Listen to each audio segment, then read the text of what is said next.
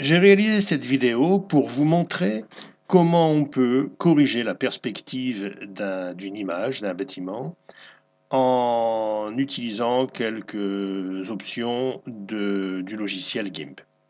Alors, en règle générale, lorsqu'on fait une photo avec une perspective déformée, c'est pour deux raisons.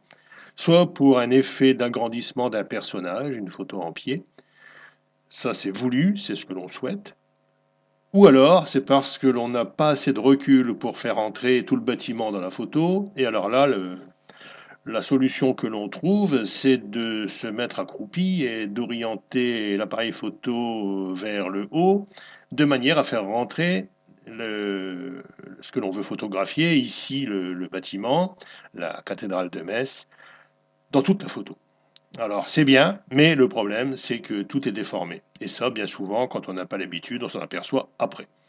Alors, GIMP permet de rectifier le tir, mais dites-vous bien que si vous redonnez au bâtiment ses dimensions réelles, comme à l'origine, ben ça ne va plus rentrer dans la photo, puisque vous aviez dû vous mettre accroupi et orienter votre appareil photo vers le haut pour que tout entre dans la photo.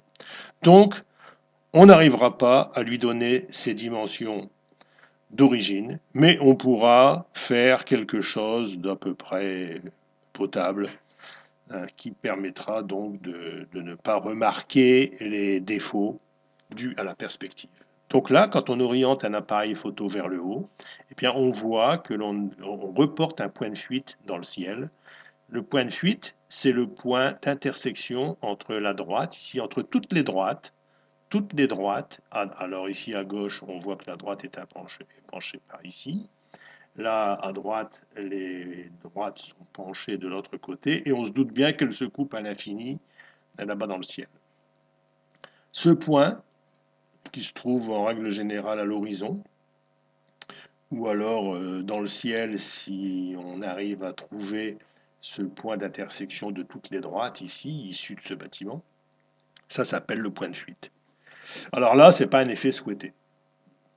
Alors dans GIMP, il existe ici un petit icône qui s'appelle Outil perspective, change la perspective d'un calque, d'une sélection ou d'un chemin. Et lorsqu'on clique dessus, on fait apparaître une boîte à outils. Alors si jamais cette boîte à outils n'apparaît pas, si vos icônes sont orientées différemment, pour faire apparaître la boîte à outils, vous allez dans Fenêtre, Fenêtre ancrable, Options d'outils, donc vous cliquez dessus, la boîte à outils va apparaître. Si jamais elle apparaît à un endroit qui ne vous plaît pas, vous cliquez ici sur le petit onglet. Là, je ne peux pas le faire, mais sinon, vous détachez l'onglet, vous cliquez dessus. L'onglet va donc être détaché et vous pourrez le ramener à droite ou à gauche selon ce que vous voulez, selon votre configuration.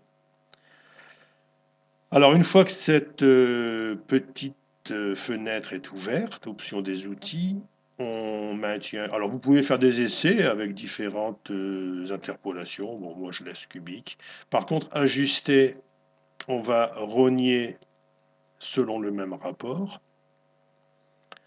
Le nombre de lignes, on va en mettre, on va mettre 7 lignes. Voilà, et vous cliquez dans la photo. Vous allez donc voir apparaître une boîte ici. Voilà, je vais la mettre ici pour l'instant. Voilà, pour pas qu'elle me gêne. Et donc j'ai une grille et le bâtiment derrière. Alors cette grille, il va falloir cliquer dans l'une des extrémités, à droite ou à gauche. De toute façon, on le fera des deux côtés.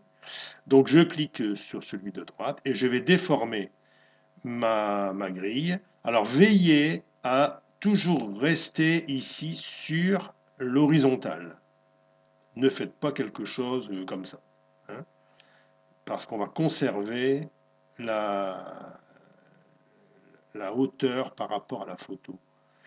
Alors ici, bon, vous faites en sorte que ça soit à peu près parallèle.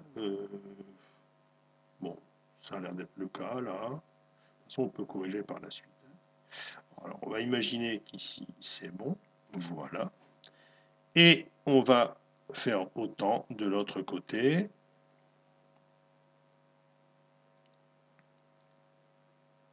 Voilà. On va monter un peu. C'est bon. Donc vous regardez si tout est à peu près parallèle sur toute la... Bon, on voit que l'image n'est pas tout à fait horizontale, mais bon, pour l'instant, on laisse. Et dans... Alors vous pouvez appuyer sur, cliquer sur Entrée, enfin presser la touche Entrée, ou tout simplement appuyer sur le petit bouton ici, Transformer. Donc, quand on appuie sur Transformer, il est en train de recalculer la position de tous les pixels, en fait, de l'image. Et voilà. Alors le résultat n'est pas terrible, mais bon, c'est quand même à peu près vertical. Alors si jamais ça ne vous convient pas, vous pouvez toujours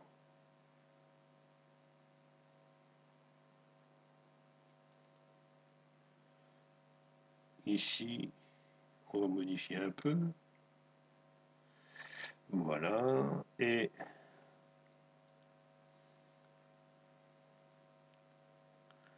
alors qu'est-ce qu'on peut faire ici?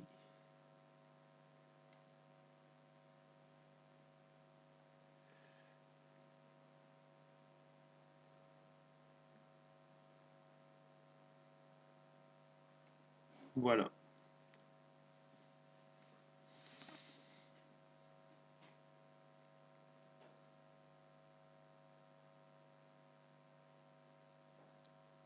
Bon, on a donc redressé les murs, mais vous voyez tout de suite apparaître un tas de défauts. Tous les cercles, et on le voit bien sur celui-ci, sont restés inclinés comme le bâtiment à l'origine. Et ça, bah, c'est déformé, ça ne va pas. Alors c'est normal puisque le processus de changement de perspective a recalculé tous les points du bâtiment, mais forcément, le bâtiment étant beaucoup plus long que, que la normale, en recalculant les points, il a raccourci ses hauteurs, et forcément, en raccourcissant les hauteurs, bah, la largeur, elle, est restée identique sur ce cercle ici, là, vous voyez. Par contre, la hauteur a été changée. En mesurant, en fait, puisque c'est un cercle, le rapport de ce diamètre ici sur celui-là, vous verriez, vous pourriez calculer le rapport de hauteur. Alors, il va falloir étirer maintenant l'image en longueur. C'est pour ça que je vous disais tout à l'heure que si vous n'aviez pas assez de recul pour prendre tout le bâtiment en photo, si vous redonnez à la cathédrale ses proportions d'origine, ben forcément, elle va sortir de la photo. Alors là, ben, il faudra étirer, par exemple, vers le bas, parce que ici, si on n'en a pas besoin, ben, on pourrait étirer le bas ici, le faire venir ici, pour que le diamètre augmente et soit égal, en fait, à cette dimension-là. Et il existe un petit icône ici, outil de mise à l'échelle, changement d'échelle d'un calque, d'une sélection. Alors vous cliquez dessus. Ah oui, bon, je vous ferai voir après. C'est donc sur corrective en arrière qu'il faut cliquer. Hein. Alors nombre de lignes, bon, je vais en mettre 5. Voilà.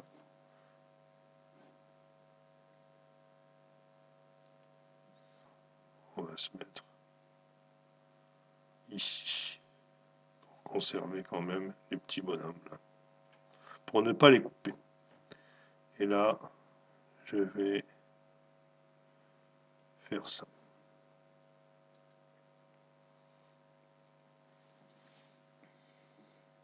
Donc le but, c'est d'étirer le bâtiment en longueur. Bon, c'est quand même encore déformé.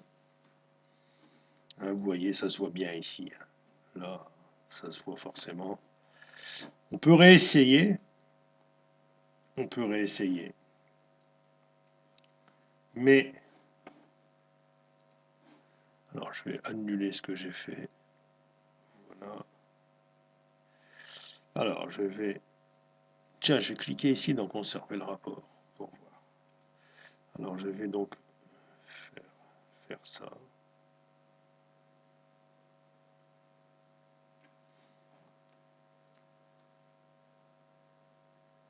Rien que pour vous montrer que si on fait en sorte d'obtenir les dimensions comme à l'origine, la cathédrale va sortir du format de la photo.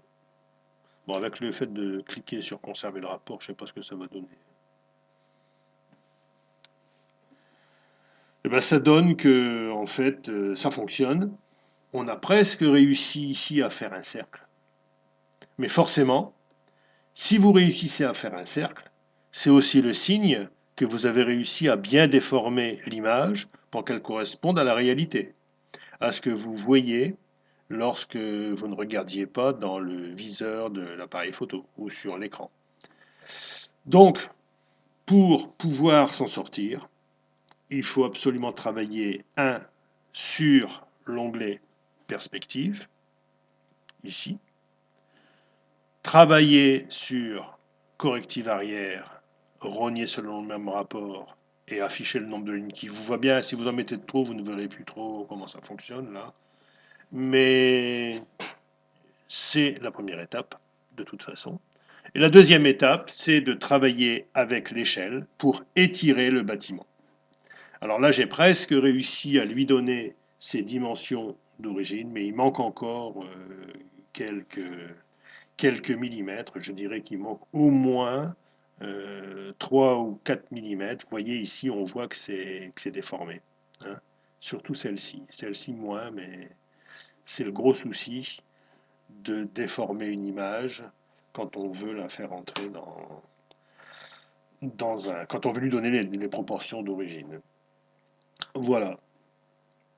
Alors vous pouvez aussi travailler avant de procéder à tous ces étirements.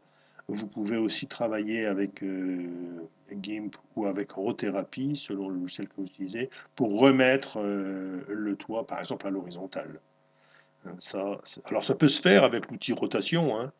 Là, vous prenez toujours corrective. Alors corrective arrière. Regardez, on va faire tourner. On va faire tourner. Voilà comment ça se passe. J'annule.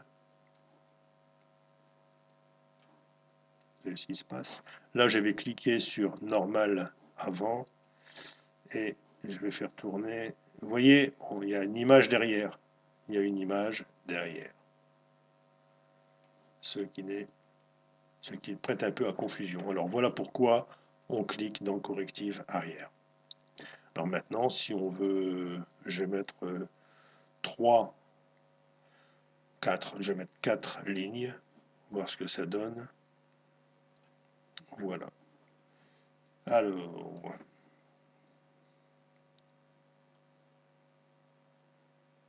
bon là je suis à peu près parallèle, vous voyez cette droite ici à peu près parallèle. Alors si je mets des droites en plus, bah, par exemple ici 6,